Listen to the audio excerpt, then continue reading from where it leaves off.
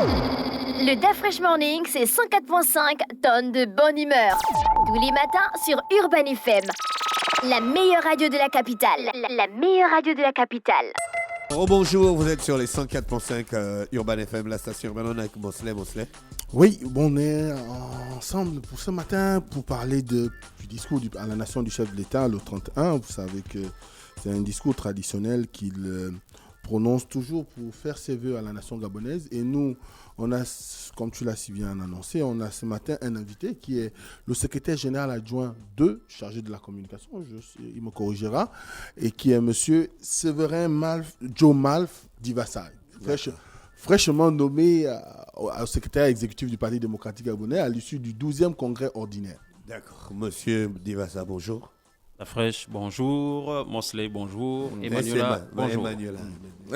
Emmanuela, bonjour. Bonjour, Dafraîche. Ça va, tu stresses? Un peu. Monsieur Divassa, ça fait combien de temps vous êtes au PDG pour avoir une telle nomination aussi jeune que vous êtes? Ben, on va dire une vingtaine d'années parce qu'il faut... Une vingtaine d'années? Ben oui. Tu étais encore dans le ventre de ta mère quand on t'a nommé? Ah non, mais je suis quarantenaire maintenant. Oui. Donc, d'accord. Voilà. Quadrégénaire. Donc il faut dire que l'engagement au sein du parti ou le militantisme au sein du Parti démocratique gabonais, on l'amorce véritablement en Afrique du Sud. Le camarade responsable de l'UJPDG, Axel Djezonayewe, fut notre fédéral en Afrique du Sud. Donc après son départ pour gagner le Gabon, je crois que j'ai occupé le poste de trésorier de la fédération PDG en Afrique du Sud pendant 9 ans. Et quand je suis rentré ici, effectivement, j'ai intégré la fédération A du premier arrondissement, la commune de Koulamoutou dans le Guelolo. Voilà. Okay. Donc, on a participé à tout ce qui s'est fait comme activité au niveau de la province, conseils provinciaux, célébration du 12 mars et bien d'autres choses. Alors, 20 ans de militantisme, comment on se sent lorsqu'on reçoit une nomination au secrétaire exécutif d'un parti aussi, on va dire, aussi nationalement répandu que le Parti démocratique gabonais et qui est au pouvoir? Ouais, ben, le PDG, c'est un grand parti, grand de par son histoire, grand de par son âge, grand de par sa longévité au pouvoir. Donc, être promu à un poste aussi important au sein de l'appareil exécutif du parti, c'est un privilège, un honneur.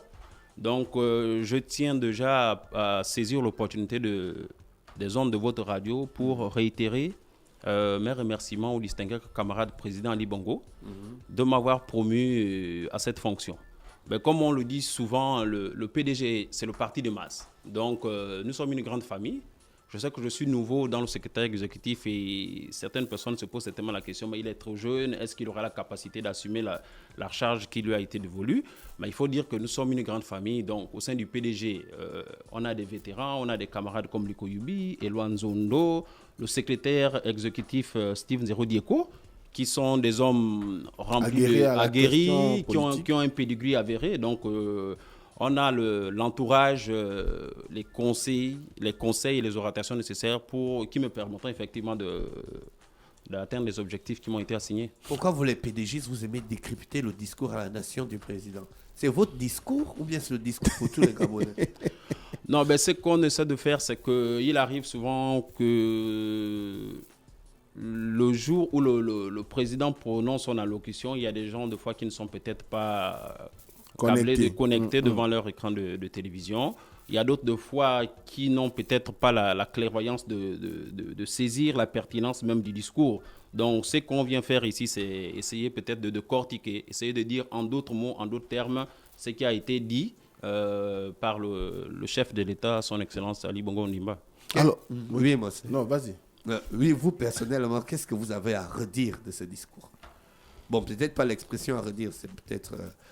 qu'est-ce que vous voulez décrypter dedans? Voilà, vous percevez, ou bien comment vous avez accueilli le discours du chef d'État? Est-ce que pour vous, c'était un discours qui cadre avec l'environnement du moment, ou c'était un discours peut-être qui mérite que les Gabonais aillent au plus profond pour comprendre les motivations du chef de l'État? Bon, ben, il faut déjà souligner que le 31 décembre 2022, le distingué camarade président, par ailleurs, président de la République, chef de l'État, s'est prêté à une tradition républicaine qui recommande à tout chef de l'État de s'adresser à ses concitoyens, à son peuple. C'est ce que le chef de l'État a fait le 31 décembre. Donc, dans ce discours, je crois qu'il y a deux aspects qui ont retenu mon attention. Dans un premier temps, le président de la République a adressé un bilan à mi-parcours, bien un bilan qui circonscrit les 2 années écoulées, et après il a adressé des perspectives. Maintenant, pour ce qui est du bilan, on va relever que sur le plan social, il y a bien des choses qui ont été faites au niveau du gouvernement sous les hautes instructions du chef de l'État. On va par exemple parler ici de la gratuité, par exemple, du transport en commun. Donc aujourd'hui, les parents non plus à se tracasser, par exemple, pour débourser chaque matin de l'argent pour assurer le transport de leurs enfants. Donc, c'est une économie, par exemple, que ces ménages-là font.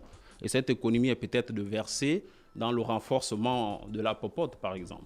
Au-delà de ça, sur le plan social, il y a aussi une autre action. Vous savez que la pandémie de la Covid-19 a vraiment secoué l'économie gabonaise, et pas seulement l'économie gabonaise, mais l'économie mondiale. Donc, à ce niveau, c'est que la pandémie a entraîné, c'est une inflation galopante. Au niveau du Gabon, le gouvernement a décidé de maîtriser l'inflation à travers la mercuriale que le gouvernement a mise en place, à travers la défiscalisation de certaines denrées de première nécessité. Sur le plan social, qu'est-ce qu'on va relever? Je crois que depuis un bon moment, nous avons tous vu que les retraités envahissent deux fois le boulevard là, Oui, pour réclamer le paiement de leur pension retraite. Donc, le chef de l'État n'a pas été insensible à ces cris, à ces appels de ses concitoyens qui ont servi l'État à des niveaux divers. Voilà pourquoi il a solennellement pris l'engagement de procéder à travers le gouvernement au paiement intégral des pensions de nos retraités. Voilà. Alors, il se trouve aussi que quand on parcourt ce discours, le chef d'État a mis, comme vous l'avez souligné, un accent particulier sur l'aspect économique, avec le développement des infrastructures, notamment en termes de, je parle bien des infrastructures économiques, comme la zone économique spéciale de Nkok. Le PDG aujourd'hui, quel est le regard que vous portez sur le développement de ces zones économiques spéciales? Je venais de l'énumérer tout à l'heure, la pandémie du Covid-19 a causé d'énormes dégâts pendant 2 ans sur l'économie gabonaise. Donc, c'est que grâce à des décisions courageuses, à des décisions pragmatiques que le chef de l'État a prises, aujourd'hui, l'économie gabonaise a connu un bond qualitatif. On est passé de 1,5% de taux de croissance. Aujourd'hui, on est dans les 3%. Donc, c'est quelque chose qu'il faut déjà encourager et il faut saluer. Et au-delà de ça, il y a des zones économiques spéciales, 2 qui vont être construites à l'intérieur du pays. Et donc, toutes ces actions, effectivement, concourent à booster le tissu économique gabonais. Le président a parlé du conflit homme-faune. Oui. Qu'ils vont mettre en place des réformes pour régler la question. Vous, les PDGistes à l'intérieur du pays, est-ce que vous vivez cette situation au quotidien? Et qu'est-ce que vous en pensez? Parce que ça a quand même été quelque chose d'assez important. Le week-end encore, on me rapportait qu'il y a déjà les pachydermes qui arrivent jusqu'au PK 18 là. Donc, ils sont déjà dans la zone du PK18. Maintenant, c'est un peu la quiétude des populations qui n'arrivent même plus à vaquer à leurs occupations habituelles, le champ. Ça devient une véritable terreur. Bon, je pense que le président de la République l'a indiqué. Je crois qu'il y a des mesures de compensation vont être mises en place pour effectivement dédommager ceux-là qui sont victimes des effets désastreux des pachydermes dans nos plantations, dans nos villages. Je pense qu'il y a aussi une politique qui va dans le sens d'offrir des milliers d'hectares à ceux-là, qui va peut-être permettre à ces personnes qui habitent dans des zones menacées par la présence des pachydermes d'aller s'installer sur des zones qui sont peut-être sécurisées, qui ne sont pas menacées par ces pachydermes. Ouais. Alors, oui. Alors, ce qu'il faut dire de façon générale... J'ai encore ma question. Oui. Ça arrive après. Alors, ce qu'il faut dire de façon générale, c'est que le chef d'État, beaucoup ont trouvé qu'il avait un discours de satisfecit, qu'il se congratulait peut-être. Est-ce qu'au PDG, c'est la même lecture que vous avez eue? Bon, un discours de satisfecit, ça c'est une impression qui est la vôtre, mais je pense que... Non, pas la mienne. Hein. L'opposition, par exemple, le docteur Akouré Davé a estimé que le président était en train de se jeter lui-même des lauriers, alors que peut-être sur le terrain, la situation est discutable. Bon, ben, ça c'est la lecture du jeu du docteur Akouré Davin. Ben, moi, je ne trouve aucun mot dans le discours du chef de l'État qui va dans le sens de glorifier ses actions. Oui. Ici, il dresse un bilan, il présente à ses concitoyens ce qui a été fait et ce qui reste à faire. Et dans tout ce qui a été fait, je crois qu'il y a bien des choses qui sont encourageantes, il y a bien des choses qui sont à saluer. Donc, il n'y a pas là une espèce d'autosatisfaction ou bien une auto-congratulation. Mais il a un devoir d'exemplarité, un devoir de rendre compte à ses populations. Donc, 2 ans, voilà ce qui a été fait, c'est ce que le chef de l'État a fait. Donc, moi, je n'ai saisi là dans son discours aucun mot qui va dans le sens de se dire que, bon, voilà... je suis content. La preuve, c'est que lui-même, il a dit qu'il y a des choses qui restent à faire. Si tout était parfait, on ne devait pas dresser des perspectives. Le fait qu'on dresse des perspectives, il faut dire que nous partons d'un point A pour un point B, et voilà ce qui reste à faire. C'est la preuve que le schéma parcouru, il est encore long. Le président de la République est d'accord pour partir à un dialogue avec toutes les forces vives de la nation. Vous, les PDG, vous êtes prêts à dialoguer? Le distingué camarade président, c'est notre chef. Donc, oui, mais vous, on vous connaît, les PDG. Est-ce que vous êtes vraiment disposé à pouvoir aller à une nouvelle concertation avec les partis de l'opposition quand on sait que l'opposition est de plus en plus radicale par rapport aux années antérieures? Est-ce que le PDG est réellement serein avec cette annonce du chef de l'État? Il ne va pas dire le contraire. Le Parti démocratique gabonais a un triptyque dialogue, tolérance, paix. Et le but jamais de ce triptyque, c'est la paix. Donc, les PDGistes en première place sont distingués camarades présidents. En ce qui concerne la paix, nous sommes prêts à tout, à s'asseoir autour de la table avec nos frères. Et je crois que vous êtes des hommes de médias, vous êtes suffisamment renseignés pour savoir que nombreux dans l'opposition ont sollicité du chef de l'État l'organisation d'une table ronde où on devait discuter effectivement des mécanismes qui devaient nous permettre d'avoir des lendemains électoraux moins palabreux. Voilà, donc on ose juste croire que certains acteurs politiques de l'opposition vont taire leur ego et venir s'asseoir autour de la table. Est-ce que vous croyez que c'est forcément des questions d'ego ou bien il y a des vrais principes matériels qu'il faut régler? Pour avoir ces vrais principes, enfin pour trouver une solution à ces principes, à ces problématiques-là, il faut venir s'asseoir sur la table. Mais si on refuse de venir s'asseoir sur la table, comment est-ce qu'on arrive à s'accorder? Comment est-ce qu'on arrive à trouver un terrain d'entente? Alors, mais dans cette perspective aussi, on voit bien qu'il y a un engouement d'une partie des partis politiques. Il y a eu, du moins de l'opposition, il y a aussi que le camp de la majorité dans son ensemble ne s'est pas tout à fait exprimé sur le sujet, parce que dernièrement, vous avez eu une réunion avant le congrès, le 12e congrès ordinaire, il y a eu une réunion de la majorité, mais depuis l'annonce du chef de l'État, il n'y a que les partis d'opposition qui s'expriment sur le sujet. Est-ce que la majorité elle-même a déjà eu, on va dire, à se concerter sur la direction qui pourrait être la sienne pour faire en sorte que les débats qui seront entretenus puissent recevoir, on va dire, le hockey entre griffes de tout le monde? Mais la majorité, c'est... La majorité républicaine pour l'émergence. Et sociale pour l'émergence. Voilà. C'est composé de plusieurs partis, le PDG en tête. Mais si vous avez regardé les chaînes de télévision, Gabon Télévision, Nour TV, Télé Africa, les porte-paroles du PDG sont passés s'exprimer sur la question. Il y a le monsieur Florentin Moussavou qui s'est exprimé sur la question. Le président du CLR, Jean-Boniface Assélé, qui s'est exprimé sur la question. Il y a Mme Mavioga qui s'est exprimée sur la question. Tout le monde a salué, enfin, du moins au niveau de la majorité, tous les acteurs ont salué cette main tendue du chef de l'État aux acteurs politiques de notre pays. Alors, qu'est-ce que comment vous vous projetez à l'aune de ce discours du président qui a annoncé quand même un certain nombre de choses à venir. Par exemple, je citerai 23 000 nouvelles places qui seront créées dans les lycées et collèges. Et quand on regarde un peu le scepticisme d'une certaine frange de la population, beaucoup se demandent, par exemple dans le cadre de l'éducation, le chef d'État annonce des salles, des places, alors qu'on a besoin de la construction de nouveaux établissements.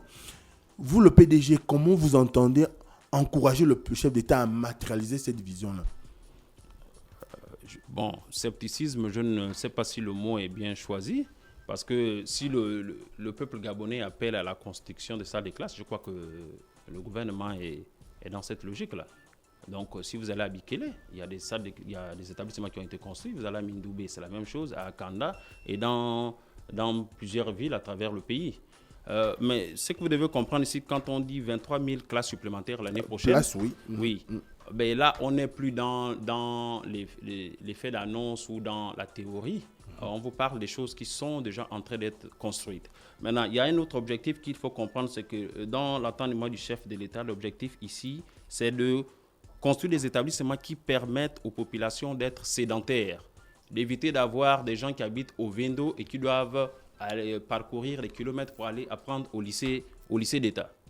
Donc, les salles se font, il n'y a pas un scepticisme. Je crois que cette année, l'actualité a été beaucoup animée par les inaugurations des établissements qui ont été construits par le gouvernement sous les autres instructions du président de la République, chef de l'État. Donc, il n'y a pas de scepticisme à avoir à ce niveau. Alors, dans les discours, aussi bien au Congrès que lors du discours à la nation du président de la République, on n'a pas trop ressenti un accent particulier mis véritablement sur la jeunesse aujourd'hui. Est-ce que la jeunesse est toujours prioritaire au PDG? Ben, la jeunesse est toujours prioritaire parce que... on a comme l'impression qu'elle a été suppléée par la parité. Non, du tout. Ben, parce que quand vous regardez la construction des centres de formation multisectoriels, je pense que la première cible là-dedans, ce sont les jeunes.